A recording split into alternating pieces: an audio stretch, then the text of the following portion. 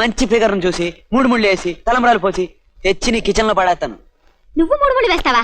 మరి పెళ్లి కూతురు అద్దంటే పెళ్లి కొడుకే వేయాలి. అంటే నువ్వు తెచ్చేది మీ వదిన్నే.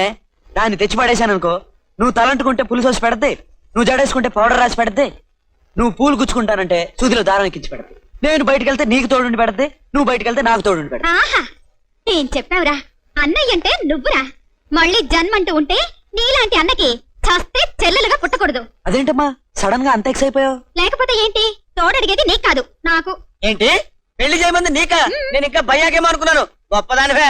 మీరిలా అనుకుంటూ ఉండండి, చూసి ఎవరన్నా తీసుకొచ్చేసి హలో బ్రదర్ వీడే మీ బావ అని చెప్పేస్తాను. అమ్మా వద్దమ్మా, నువ్వంత పని చేస్తే నాకు బ్యాడ్ నేమ్ వచ్చేస్తే. భయ్యా అందుకే నేను మంచి కుర్రాన్ని చూసి హలో సిస్టర్ వీడే నీ మొగుడని చెప్పేస్తాను. కాశీ భయ్యా, ఈ రోజు నుంచి మన కర్తవ్యం ఏంటి? కర్తవ్యం అంటే విజయశాంతి రెడ్డి తెలుసుకోవాలి.